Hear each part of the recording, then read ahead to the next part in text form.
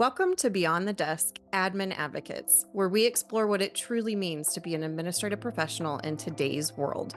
I'm Melissa Mahoney, CEO of the International Association of Administrative Professionals. And I'm Rachel Suman, CXO of IAAP. We're not just leaders in this field, we're advocates, champions, and former admins ourselves. That's right, Rachel. This podcast isn't your typical industry talk. We're here to bring you real conversations, real stories, and real solutions. From AI to self-awareness journeys, we're here to discuss the deep issues that admins face every day, drawing from our own experiences and those of our community. So whether you're a seasoned pro or just starting out on your administrative journey, join us as we explore the highs, the lows, and everything in between. Get ready for authentic insights, candid conversations, and a whole lot of inspiration. This is Beyond the Desk Admin Advocates.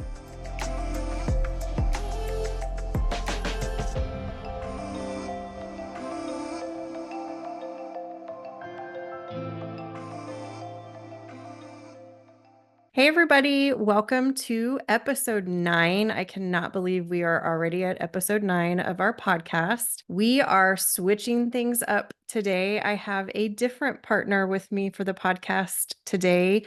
My day-to-day partner is with us, Chris Cason. I will let you introduce yourself, Chris, so I'm not speaking on your behalf, but Well, thank you for the warm introduction. Hey, everybody. I'm thrilled to be here with Melissa and to be able to connect with you all from our partnership space and look forward to unpacking some of the things that we have found works for us and hope that you will find it helpful too. So join us on this journey and we look forward to getting into it. Yeah, I do think it's pretty timely too that we are showcasing a little bit of our partnership because we did previously do a couple of episodes. Rachel and I talked about the barriers to partnering, and a lot of that content I was able to draw from the antithesis of our experience in partnership. So that was really helpful. But I also think it's really cool that we get to talk about some of the ways that we do navigate or have navigated some of those barriers in our partnership. So I think a great place for us to start is one of the questions that you and I both receive pretty frequently, or like the side eye glance when we talk about our partnership being remote. That really tends to be one of the biggest questions that we receive about our partnership. It is sort of unique. It's not common that we've encountered other execs and admins, EAs that are completely remote. So I think that's a great place for us to start our discussion about partnering. I'll kick it to you first just to talk about your perspective on being in California while I'm here in Missouri. Be happy to. So yes, as you mentioned, I reside in Sacramento, California, where I am most of the time outside of travel that we do together on behalf of the association. But yes, I do often get that question. And I think it's partly born out of just what is the typical in terms of task and what is perceived that administrative professionals might do for an executive in their partnership. And so I think part of it has been me kind of breaking down the barriers or unpacking with folks, whether it's friends or just acquaintances, that my contribution is not maybe just the traditional in terms of calendaring meetings, which all is very important and part of the overall scope of work, but not the only thing. And certainly with the time difference being 2 hours behind you, we've really learned to work that very well. And part of that is we typically don't have meetings before 9 a.m. Central Time, which is 7 a.m. for me, which not that I won't do it sometimes, but it's not a regular occurrence. So I think I'll start there. And I think that it's the thought process people go through is like, well, how does that work with the time difference and how do you accommodate that? And so we definitely have figured out kind of our stride and rhythm. So yeah, I won't take all of the time, but feel free to add whatever you think about that. I do think that the time difference alone is a great place to start because it can be a barrier for folks to think about how we navigate. You are 2 hours ahead of me, and not having the early morning start times from a central time perspective is one way that I can accommodate. And actually, we have found that benefits us pretty well because we have a lot of evening meetings, central time in the evening. So that time zone shift actually ends up working out beautifully for us in the work that we do. So it has not been a barrier at all. I don't feel like we've had to flex all that much with the time zone. I think that's probably one of the easiest things that you and I have had to navigate. The distance, I think, and I'm trying to think, it hasn't really been a barrier, but I do think we had to be much more intentional about our connectivity, about the times that we do connect, about stewarding those times because we don't have the organic drop in the office or walk by and say, "Oh, hey, by the way, forgot to share this with you," or "I just need a minute." We don't have that opportunity in our day-to-day life, which I think is what most people are like, "I don't know if I could make that work or if that would work." But to be honest, we use Teams for those kind of inadvertent or, Quick unscheduled questions. Yes. connections. Yeah. We're on Teams together all day, so you have access to me, I have access to you whenever we need it. You obviously know where I am, and I know where you are, so we know when we can't connect with one another, but there's always there's an open pathway for us in one way or the other, whether that's via text if I'm traveling, Teams, or Zoom. I mean, we are very, very intentional about our meetings as a team, our meetings, Mhm. because the rest of our team, some of us are in KC and some of us are not. So we have a standard operating procedure here that when we are having a meeting, we're meeting on Zoom so that we're technically as close to face as we possibly can get. So even that, from my perspective, I don't feel like it was ever a barrier for us. It just was a slower, I think, connection. The time that it took for us to actually build a really meaningful, very rich partnership might have been a little bit longer because of the distance. But even that, if I look back, I don't know that it was a significant if I would say that it was a significant barrier. I think there were some really good things about being forced to be that intentional about connection time and spending the time that we do have together as well as we possibly could, and just being really mindful of that.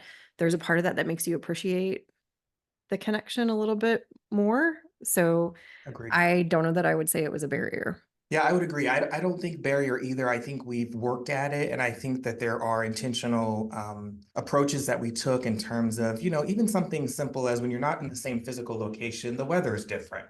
What you get in Kansas City, Missouri is very different depending on the time of year. California is a little bit more consistent in that, usually not severe on any end of it. Yeah. But we've talked about that, like it's, recognizing it's hot for you, or it's storming, or there could be power outages, or whatever the case is. So I think we've worked at it, and I agree. I think the relational piece of, while we didn't have what would happen probably organically when you are in the physical location, we've made up for that in the times we have been able to be together, or in the interest that we took in and the time we even take, even in our own, Monday morning one-on-ones and doing a weekend check-in, right? So we might get a little bit more into the weeds on that than we would if I saw you in the office, multiple times a week or what have you. So, Yeah, and I think that's a great point too, because I know there are probably a lot of people who are curious just about the inner workings of our partnership because it is remote.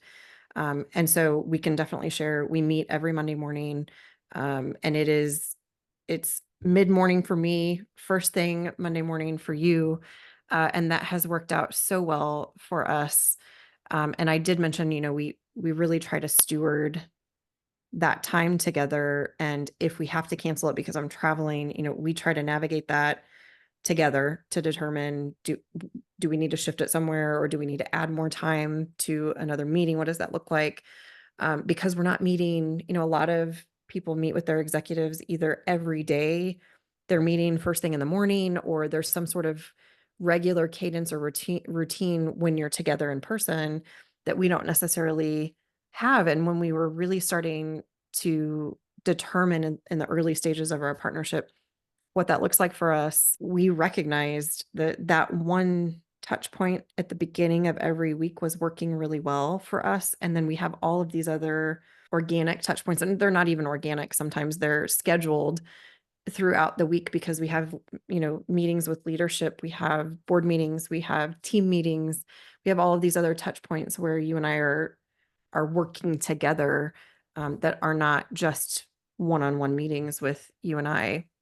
So that has worked beautifully for us. And I don't feel like we're missing anything by being virtual versus in person, and speaks to truthfully your inclusion in a lot of those places that I'm not sure happens as regularly in other partnerships, which is one of the barriers we talked about. You know, the the trust that is required in the relationship and what that looks like from an inclusion standpoint, and just the paradigm of the role and what we think an admin should or shouldn't do, or where an admin should or shouldn't be. um, I actually think sometimes the remoteness of our partnership has forced, and I think we would have found it anyway, but it hasn't been a question that you should absolutely be included in some of these meetings that you maybe wouldn't have been included in otherwise. If you were here in person, we maybe wouldn't have included you in those meetings until we had conversation about it. I think eventually we would have gotten there, but I wonder sometimes too if the remoteness of our partnership has created entryway to some of the things that tend to be barriers for some people in the relationship.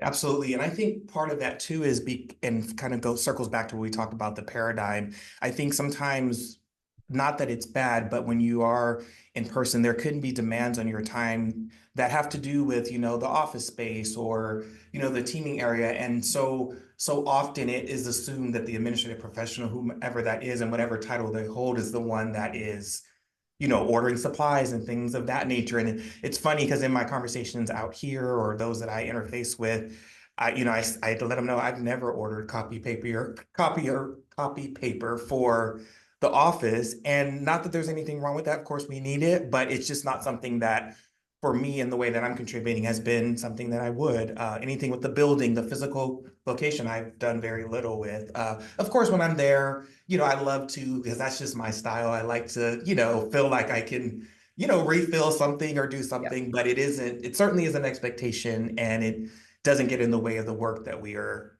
accomplishing, strategically or operationally. So. Yeah.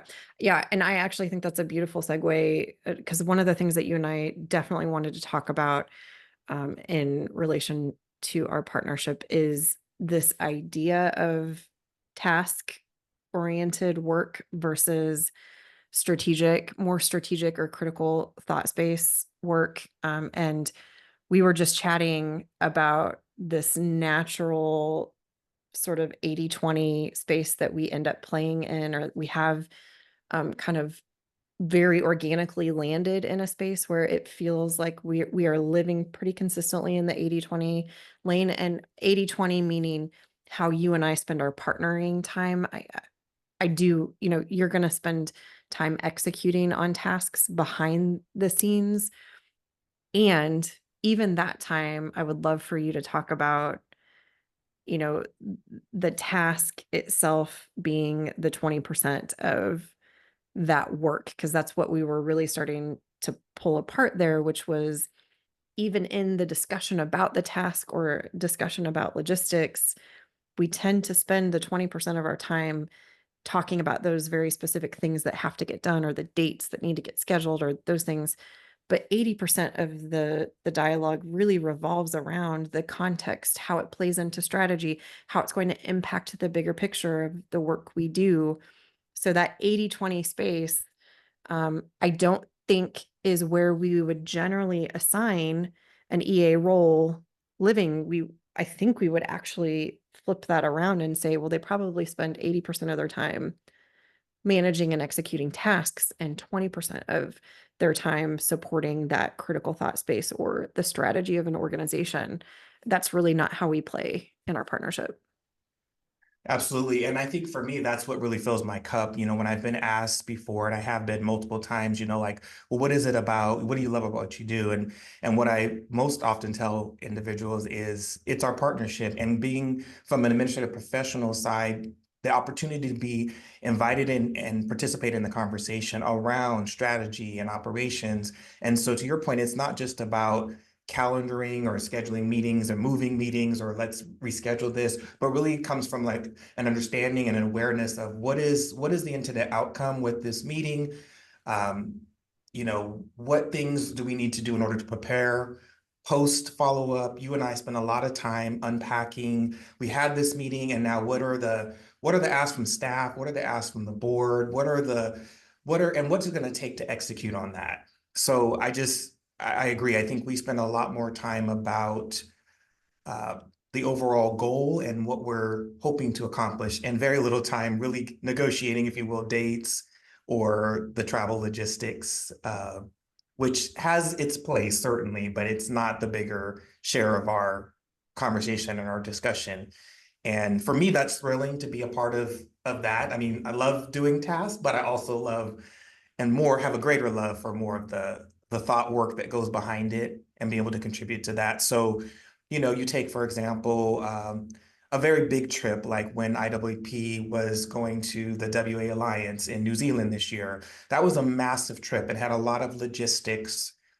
You're talking about time difference, you're talking about, the international versus domestic airlines. And while we had to get into all of that, you and I really approached it from, here's the dates we know that you're going to be attending, but what are all the things that take to get prepared? Not just physically, like travel logistics, but what does it take in terms of what is the ask from the host of the event? Right. Is there work that needs to go into, questionnaires or things of that nature? So being a part of that process and being, in the lab with you like that is really fulfilling, and I think a unique dynamic of our partnership, and one that I hope to all those partners out there, what that I hope you'll get to experience if you're not already. And if you are, then you know what I'm talking about. Yeah. Yeah, I agree. That's a fabulous example too of, there were a lot of logistics that went into that. And it was not just on my behalf because I was traveling with our board chair. So you were supporting logistics for both of us, but you were also supporting that partnership and that relationship and how we were interfacing with the World Administrators Alliance. So to your point, most of our conversations were not about the logistics. You knew what you needed to know to support those things, and we were talking about what are the outcomes, what are the questions, how is this connected to the work that we are already doing with our board, with our committees, with our staff. What's the trickle down here when you come back? What are we doing with that work? Where does it go? Who's responsible for it? Who are we holding accountable to and for that work? Like those conversations, that's where we derive the real value from our partnership, and not to dismiss the tasks because they are very important. They do support us being able to actually conduct the work. And when you're connected to the why, to the how it connects to all of the other things that are happening, all of the other conversations that are going on, how it connects to what we're executing on as a team, you then can support the logistics from a much more informed perspective. And it really does produce a better outcome in the end, even though it feels sometimes like those tasks are just, I need to schedule this flight, or I need to book this flight, or I need to schedule this car, or, check, check. When you get so far into that task lane and you're disconnected from the strategy, you start to miss either opportunities, which aren't necessarily, measurable from you didn't do the task or you did it incorrectly, but there are plenty of opportunities that I feel like you are able to capitalize on that a lot of EAs may not ever even see because they just don't have access to the same level of strategic priority, strategic discussion, that that foundational knowledge that really informs you on when there is an opportunity that exists that you would not have even seen if you were just in the task space. Yes, I agree. And I think for me, like an example of that is, being able to provide recommendations for like meetings. Like there's times that you have been traveling and I really have to get a sense of how important is it that you meet with this individual? Like, where is this in the priority and what is this support? And with through that, I'm able to say, can you meet for coffee over here? Or is this something that we can have happen at another time? So I think to your point, I think that is critical to really be able to make, you know, executive decisions in the sense of like, this may not be mission critical right now, but that because you've been a part of the conversations that led up to this event, this, um, meeting, whatever the actual deliverable is. Mhm. Yeah, and I will absolutely say the fact that we have built the relationship we have and you know me, so you know it's not just about the strategy and it's not just about the tasks.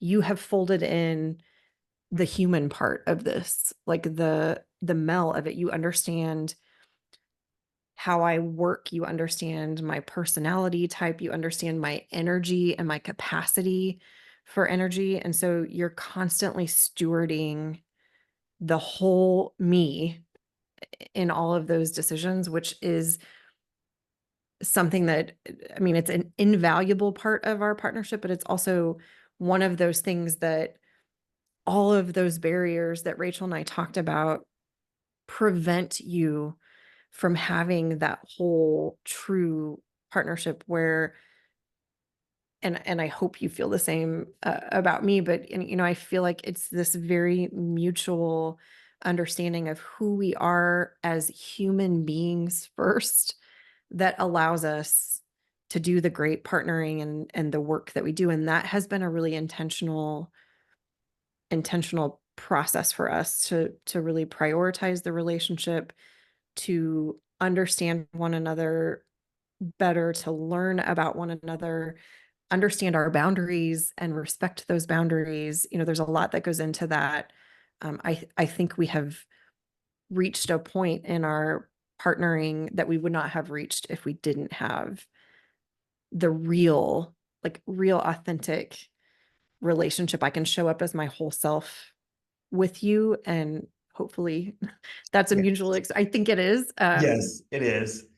Yeah, I agree. I think it's as much relational as it is anything else. And we have definitely worked at it. And, kind of going back to that remote disconnect, if you will, in terms of location, we have worked at it even that much harder. The times we have been able to get together in person, you and I have done dinners together, we've done just our time.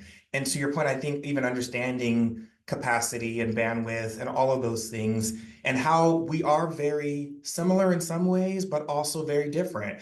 But in the ways that we are alike, sometimes, I know a lot of folks out there think we're more extroverted than we really are because sometimes the moment requires us to do that. But you and I both need our recharge time. And we recognize that. And so for me, in terms of scheduling meetings or being mindful of that, I'm not, in most cases, unless you tell me that you're good with it, going to stack you back to back with meetings when it gives you no time to be able to, to breathe, because sometimes it is about the administrative professional and the partnership being comfortable enough in the partnership to say, like, I feel like we're moving at too fast of a pace. Like, I get that all of these things need to happen within this year, but I feel like I'm concerned about you and your well-being. I'm concerned about you getting sick and getting run down. And yes, to answer your question, you do extend that same courtesy to me, and you are very mindful of my capacity as well.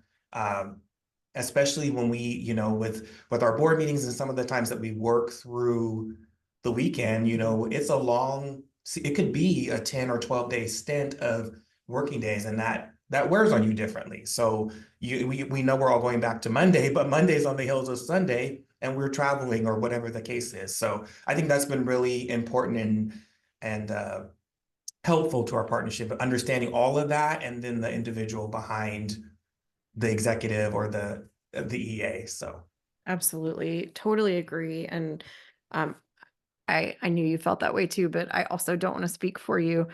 But it is a very unique experience, especially, as we are out in the world and meeting admins and EAs, and even executives. I was just at an executive conference last weekend. Um, and it is a unique experience that we are able to connect the way we do, and that we steward one another in the way that we can and do. That's not a common experience. So I was even thinking about, how can our clearly this is part of our advocacy, is, talking about the partnership and showcasing that, number one, it's possible. So if we can provide you hope in any capacity just because you're seeing it being modeled, um, then great. That's part of our advocacy and our reason that we would talk about it. But I was also thinking about, what is our responsibility to inspire this type of inclusion and partnering in other people. And I think it goes back to, the importance of our DEI work and the work that we're doing around inclusion and what that actually can mean beyond all of the very traditional ways that we define DEI. I believe this is an actual showcase of what inclusion can actually look like in real life. Like, to your point, we have a lot of similarities in ways that we can kind of, um, capitalize on the things that we feel very similar about, or we experience the world there in similar ways. But there are a lot of things about one another that we are very different in many, many ways, which is a fabulous thing. Like, it actually creates a lot of doorways to conversations between us that we maybe wouldn't have. It gives us ways to challenge ourselves, to think about things differently, to see the world from a different perspective. That's all really great. And it often is a barrier for folks because they haven't done the work, or they haven't really spent the time that you really need to spend to build that true relationship where you can show up very authentically. You're not worried about, we talked about the power dynamic. You and I talked about the power dynamic that exists out in the world, and we know that it exists. So we don't want to dismiss it because it doesn't exist for us. But it doesn't exist for us. There's a reporting structure, there's, a support structure, there is structure here, but it's not about authority. It's not authority in the authoritative way. There's decision making, there's levels of decision making responsibility, there's authority in terms of governance, and what officers of the corporation and the organization are responsible for. That does not have to present a power dynamic, an unhealthy power dynamic between people. And we are really truly like living and breathing what that looks like in real life. We're modeling that through our partnership. So that's the piece that I think, from a responsibility perspective, as I really think about, how can we use our partnership to inspire the world to look at partnering differently. This concept of inclusion, it's so much richer and deeper than the surface level things that we tend to assign it to mean and to be. Absolutely. I think so often it is tied to characteristics, sometimes physical or otherwise. And obviously, you and I have those differences as well. Yes. But we don't, I think one of the things that we've done really well, I feel like we've done well, is we don't rest on that being, we're different, yes, based on how we look, different genders, different ethnicities and races. But we don't use that as just, okay, now we've checked a box. The IAAP has, a Black male EA, which in of itself, yes, that is unique and to some degree, but it's not the only thing. I think more to your point is really about feeling included And I'm gonna get personal here for a second, y'all. In terms of like this morning, I was running late for our one-on-one because I was trying to move offices and there was traffic. And I was, 10 or 15 minutes late, and you just said, hey, just let me know when you're settled. I didn't have this, morbid dread of like, oh, my executive's waiting for me. I mean, a respect on a human level and as a fellow, uh, contributor to what we do, but not from a standpoint of, uh, I made my boss mad or I'm late. And I think that is so indicative of what we've built and being able to give each other space and grace in the areas we need to, but it isn't always doesn't always have to come from the administrative professional side or the EA side in extending that courtesy. So I think that's just a quick example, real time today, you all, not too many hours ago.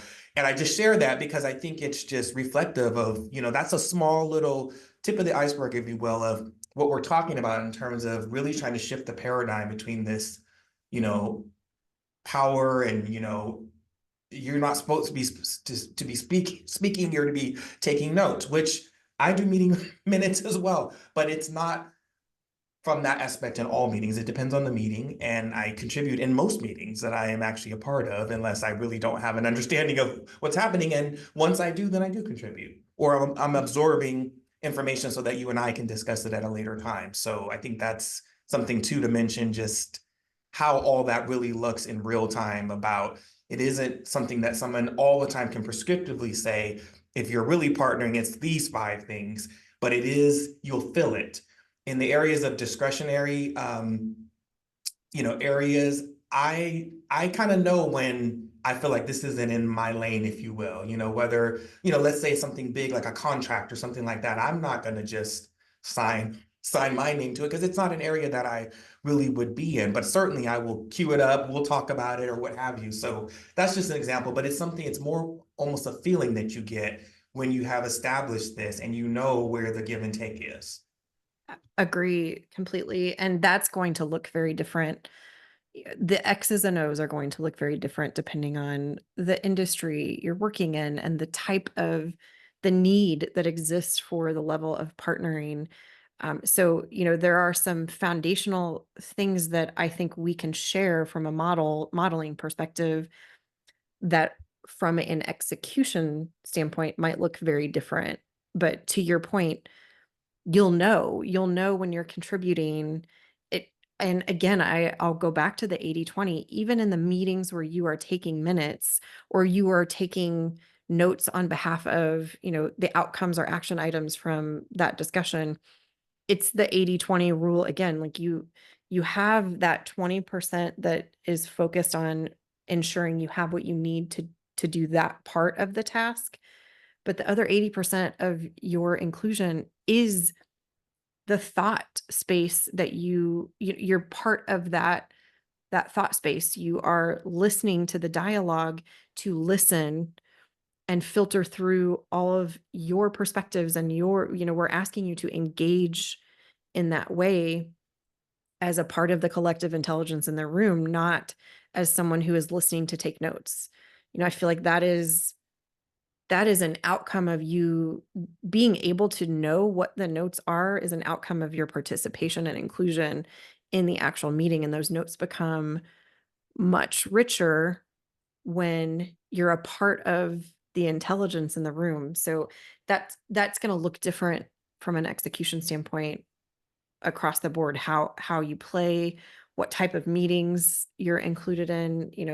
The work that we do um, is going to look different than the work that is being done in a construction company or in a medical office, or depending on what the industry is, there are going to be some differences in execution. So I think the takeaway from us is really more about these foundational relationship components, the trust that it takes to actually achieve true partnering.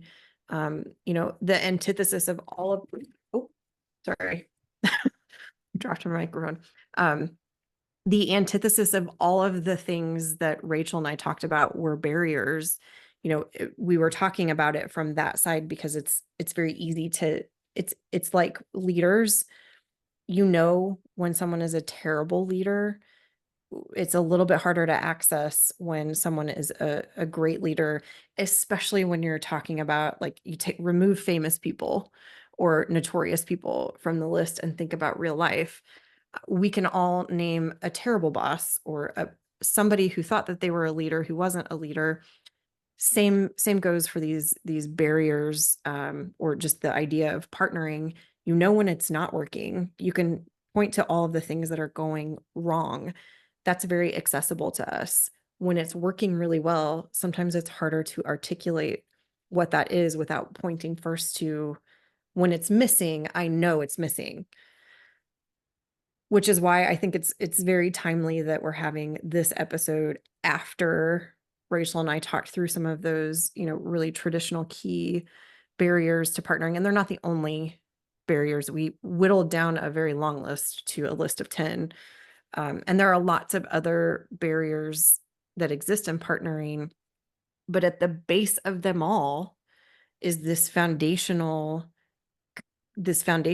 aspect or component of inclusion that requires you to recognize we are humans here. We are, that power dynamic cannot exist inside of a real seen relationship, a relationship where we're both being our authentic selves and we both value and respect one another as human beings, first and foremost. That takes away the opportunity for that power dynamic to come in, to seep in, come into play. And that can be really difficult when you're working inside of systems or structures that are truly designed to actually create that power dynamic. So even outside of the paradigm, because some of that lives inside of our own, how we view this idea of subservience, and the profession falls into this subservient category often in our minds. The same concept of, admins are not leaders because they don't manage people. And when they do manage people, we tend to even categorize that as less than because they're leading admins. That tends to be part of this background music that's playing in our head around the admin profession. So that's already a barrier that we need to do some unpacking ourselves, and that's something that you can absolutely do with your partner. But the other piece is the system, the literal structure that you're working inside of. Very often, especially in America, here in the corporate America, the systems and structures are really designed with that power dynamic in mind. The hierarchy supports that power dynamic. So if there's any way to access the human side, that's a way to navigate around the system or the structure. And you and I were talking about, there's a beautiful thing that happens organically from that, but there's also the example of folks who I think try to break down that power dynamic through that relationship side. And they're not successful at it because they either don't respect their boundaries, they take their boundaries completely down and it becomes a space of oversharing to speed up that process. And then they're stuck in a space of like, okay, my executive has too much access to me. How do I reestablish the boundaries? We've seen that play out many times. So I think the caution there, as we were talking through that, is you really cannot force it. It's not something that you can't speed it up. There's no shortcut to it. You really have to build up that trust and be completely true to yourself, to your boundaries, to the places where, you're asking for respect, you're giving respect. Like, that takes literal time that you can't force, you can't speed up, and you don't necessarily get to dictate when when it starts to build or grow. Sometimes it grows really quickly because you spend some really good dedicated time together, and sometimes it takes multiple meetings, or you're just kind of chipping away not chipping away, but it's growing incrementally because of the capacity that you have in the relationship. So Yeah. that was a very long-winded way to say it's not as easy Right. as two people coming together and being like, we're just going to be real with one another. Yeah. I think you hit on it exactly. And I was going to say the emotional investment required on both parties in order to invest uh, and to create something that's really genuine and rich. You and I, we work on it, continue to work on it, and we have had pivotal moments, I think, where we have shared very, personal and vulnerable things. And it isn't for shock value, it isn't for overshare, it really is to create the safety and the trust that we can then use when it comes to something like calendaring, or you've got an appointment or whatever the case is. So I think that has worked really well for us, uh, and there is a risk, but it's worth it if you're both committed to creating this relational currency. And I don't think that, to your point, it's something that you can just prescriptively say, this is going to equal this. We're going to go to lunch here. This means now we're BFFs. It it may or may not be that, but it might be your version of an inroad to creating that. And I think even then I think about our partnership, there's times that I might send you something over the weekend through a text message, but it's certainly not every weekend, and I want to respect, and we both respect our boundaries. But if I'm out wine tasting and I think this would be a cool thing to share with you because it reminds us of a time we did something, great. But it's Yep. got to be genuine, and it's not this you know, you're intentional in that you want to build it, but you're not, using certain moments to try to create something that may or may not be truly there. So I'll just Yes. add that. That's all I was going to say to what you had mentioned. Yeah. And that's a really great example of, we have our professional boundaries, we have our personal boundaries, and we know one another. And there has never been a time when we've reached out to one another via text outside of the professional time frame that there was any expectation other than, hey, this is something that I wanted to share with you. And there really is, because of what we've built together and the trust we have and the relationship we have, there's no expectation. There's not even an expectation of a response. Like it's not even Nope. you're required to acknowledge this message. It is very organically something that we do to share our worlds with. I mean, we spend all of this time Mhm. together working. It's one way that we access the human side of each other, which I think continues to build that trust and solidifies that relationship even further. So it's not for everyone, and it looks different for everyone. But if there's anything that we can showcase our model that gives you hope or inspires you to seek out a different level of partnering, that's really the goal here, because I don't think it's going to look like Chris and Mel's partnership. I think what we have is very unique, but there are a lot of things about our relationship and our partnership that can be replicated. They're very replicatable.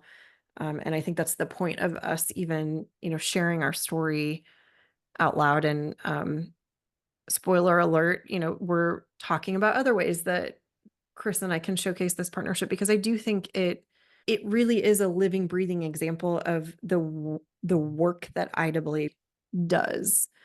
I think I will not speak for you, so I'll let you speak to this. But when we were seeking, when your position was open and we were seeking someone for the role, I think in the interview we even shared, or at one point there was a question around it, that this really is creme de la creme of administrative positions, because it is the role that we should be showcasing to the world, like the real example of the thing that we're selling as an organization or advocating for so boldly on behalf of an entire profession globally. And this is the role, your seat is the role, that really is the showcase for it. And that could have been and probably was a barrier for some folks to even considering the role. But I remember in your interview that it was a source of excitement for you. And that's as far as I'll go because I'll let you speak Yeah, to that. no, you hit it, and I remember that distinctly as well. And it is what even sparked the interest in being able to be a part of something and contributing and building what I always believed could pop was a possibility.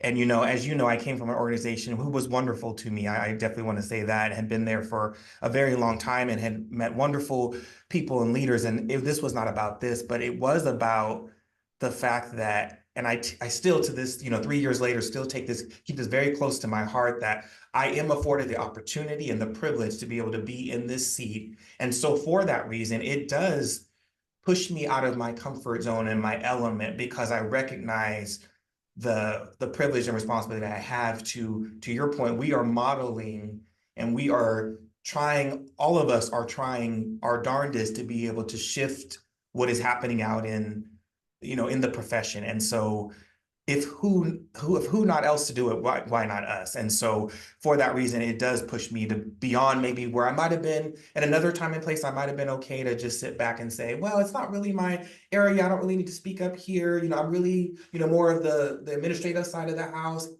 And I don't do that and won't do that, because it's too important for me to be part of the conversation, not for me, Chris, but for who I represent in this moment. And so I take that with, very a very heavy responsibility. I'm very proud of it. And that's what I want to showcase. It's less about title and who you get to, maybe interface with, as much as it is like, this is the thing we're doing. And so I want to embody that and live that and represent the brand, not only for IAAP, but also for administrative professionals everywhere. Like, these are the conversations we're asking to be a part of. So if we're asking to be a part of it, we better be contributing to it. So. Very much so, yes. So I think we thought of something, I wouldn't say it's super juicy, but it's pretty interesting, I think.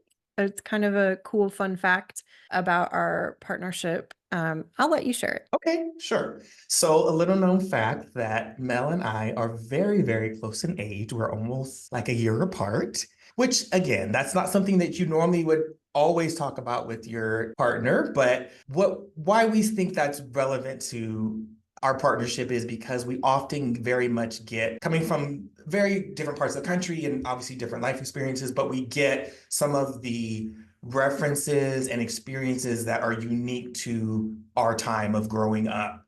And so, whether it's a movie reference or a style that has gone away, come back, maybe going away again, all of that we very much get. And it makes for fun, humorous conversations. We both oftentimes use Mean Girl references. I will speak for myself. I love Mean Girls, the original. I think it's great, even though I was older and adult when that came out, but I still love it. And I so, just quoted it last night.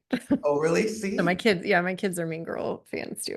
So that's our unique, our fun fact that we would want to share with you, is that yeah, we're pretty much and we won't we'll leave you with this. We won't tell you who's older. That's true. And you shouldn't even be guessing because it really Yeah, doesn't matter. it But doesn't matter. Yeah. This it's is our interesting fault. too. It was one of those like fun facts for us too, because we don't actually encounter that very often out in our work. And we've encountered it other ways, but not often do we encounter like the same age. It's usually, one person is from a different generation than the other person. And sometimes that in and of itself creates an opportunity or a barrier sometimes. And we have not had to navigate that barrier at all, to your point. That's kind of how we started to know, like, we must be pretty close because we definitely understand the generational movie quotes styles, to your point. So not a super juicy behind the scenes fact, but just a fun fact we thought we might share with you. And that is a wrap. And like I said, spoiler alert, Chris and I are really talking about how else we can showcase our partnership. And, this was a very informal, if you've been listening to the podcast, it really is a conversational, informal way to just talk about things that are impacting the profession. So it was a really fun way for Chris and I to have a conversation about our partnership, but there might be some more formal ways or more structured ways that we can really support the work of IAAP through showcasing the partnership that we've created. So be on the lookout for more from the two of us in that respect. Thank you so much for joining me today, Chris. Thank you for having me. It's been lovely. Thanks you all for listening and watching, and look forward to connecting with you soon. See y'all later. Bye. And that's a wrap for today's episode of Beyond the Desk Admin Advocates. We hope you enjoyed diving deep into the world of admins with us. Remember, this podcast isn't just about listening, it's about taking action. Whether it's advocating for yourself in the workplace or supporting your fellow admins, let's continue to elevate this profession together. If you have any thoughts, questions, or topics you'd like us to explore in future episodes, don't hesitate to reach out to us on social media or through our website. Until next time, keep pushing beyond the desk. And remember, change begins with you. Thanks for listening, and we'll catch you in the next episode.